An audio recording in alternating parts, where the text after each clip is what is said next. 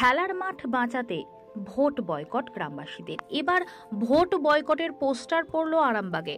Poster পড়তেই আরামবাগ জুড়ে শোরগোল পড়ে গেছে। জানা গেছে হুগলির আরামবাগ ব্লকের তিরোল পঞ্চায়েতের মান্দোরা 22 মাইল গ্রামে একটি খেলার মাঠকে আরামবাগ পৌরসভা কর্তৃক রেকর্ড ও ডাম্পিং গ্রাউন্ড তৈরি করার প্রতিবাদে অনির্দিষ্টকালের জন্য মান্দোরা গ্রামের 9 নম্বর বুথের মানুষ ভোট বয়কটের ডাক দিয়েছে। 22 মাইল মান্দারা ফুটবল খেলার মাঠে পৌরসভার নোংরা আবর্জনা খেলার বিরুদ্ধে গর্জে উঠেছে এই এলাকার মানুষেরা। এর আগেও অনেকবার দেখা গেছে ডাম্পিং গ্রাউন্ডের বিরুদ্ধে আন্দোলনে নামতে গ্রামবাসীদের দাবি অবিলম্বে ডাম্পিং গ্রাউন্ড বন্ধ করতে হবে, খেলার মাঠকে গ্রামবাসীদের ফিরিয়ে দিতে হবে।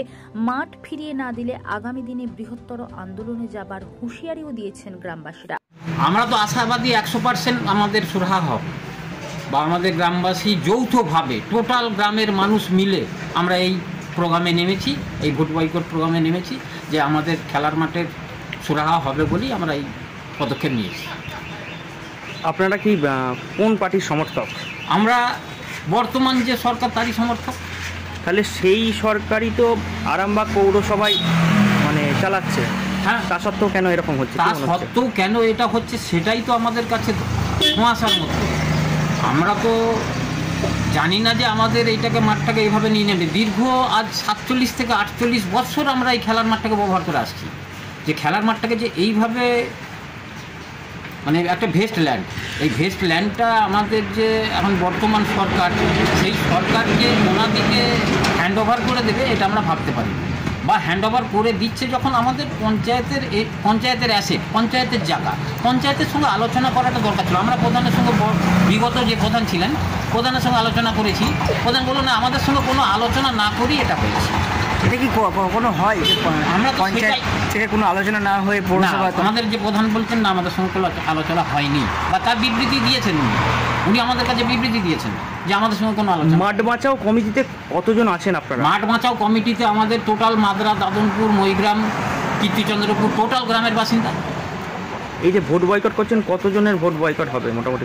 কত সংখ্যাটা যদি বলেন। সংখ্যাটা বলতে আমাদের 9 নম্বর বুথ যে ভোটার যতগুলো ততগুলো, প্লাস আমাদের গ্রামের সাধারণ মানুষ। 9 নম্বর বুথটা হচ্ছে ওটা কোন গ্রামে? 9 নম্বর বুথটা মাদরা গ্রামের প্রাইমারি স্কুল 9 নম্বর বুথ। কি পঞ্চায়েতের মতো করছে তিরোলজিপি।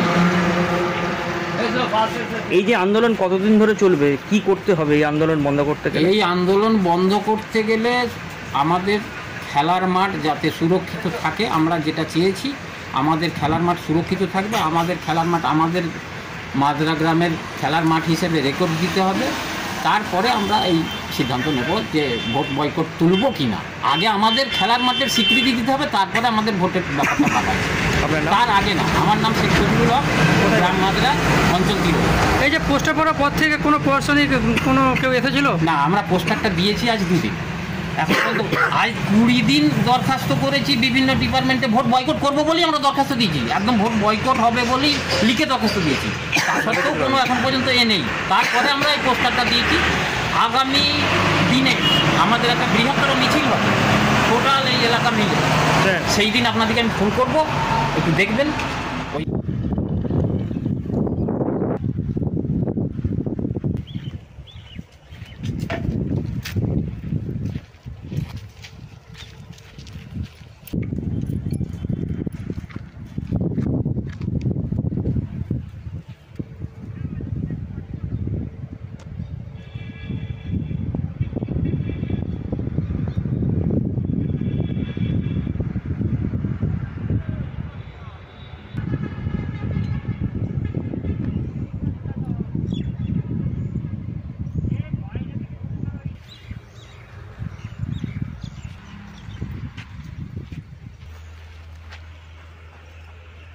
ভোট বয়কট ডাক হচ্ছে আমাদের তিরোল গ্রাম পঞ্চায়েতে একটা খেলার মাঠ আছে।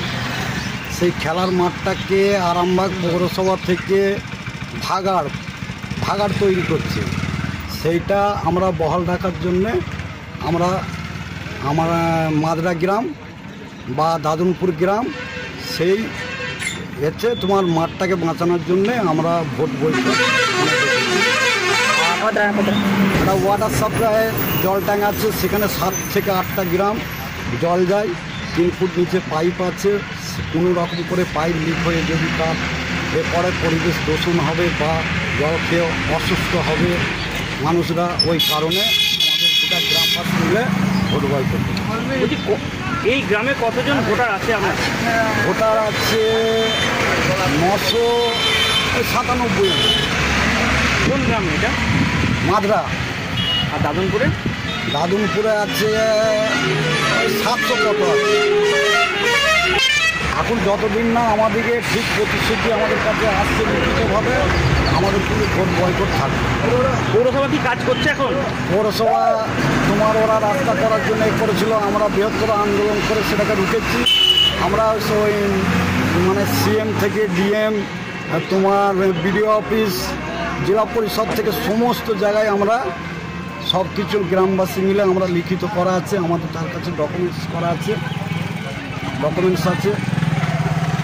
এটা কবে পোস্টারটা দিয়েছেন আপনারা? পোস্টারটা কালকে, আগামীকাল দেওয়া হয়েছে। কোনো প্রশাসনের পক্ষ থেকে কেউ এসেছিল? না, কেউ আসেনি। আমরা নাকি ভোট একবারে পুরোপুরি বয়কট করে দিলেন? পুরোপুরি গ্রামবাসী মিলে পুরো গ্রামের ভোট বয়কট। আপনার নাম?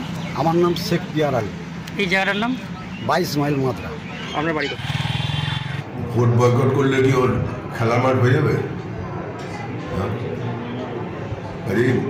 ওসব না করে ভোটটা দিক, দিয়ে আসুক, আলোচনায় বসুক, বসলে আমরা একটা সমাধান বের করব। এটা কি ভোটের পর আপনারা চিন্তা ভাবনা করবেন? নিশ্চয়ই।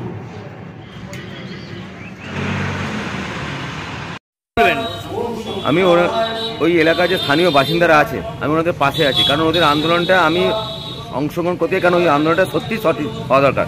কেন আরামবাগের টোটাল নগরে যা উচ্ছিষ্টগুলো আছে, কেন ওখানকার গ্রামবাসীরা কেন দুর্ঘটনার আবর্জনার মধ্যে কেন পড়ে থাকবে? কেন মানুষের সম্মান হয়েছে, কেন প্রশাসনের এবং পৌরসভার ইনফ্রাস্ট্রাকচার ব্যর্থ, আরামবাগ পৌরসভা ব্যর্থ, আরামবাগ প্রশাসন পরিকাঠামো ব্যস্ত। তাই ওখানকার স্থানীয় মানুষদেরকে নোংরা আবর্জনার মধ্যে ফেলে নোংরা এবং দূষিত করতে চাইছে। তাই আমি ওই ওনাকার এলাকার যে নাগরিক আছে, ওই নাগরিকদের পাশে হয়ে আমি ওনাদের সঙ্গে আন্দোলনে আমি সহকারী হিসাবে থাকবো।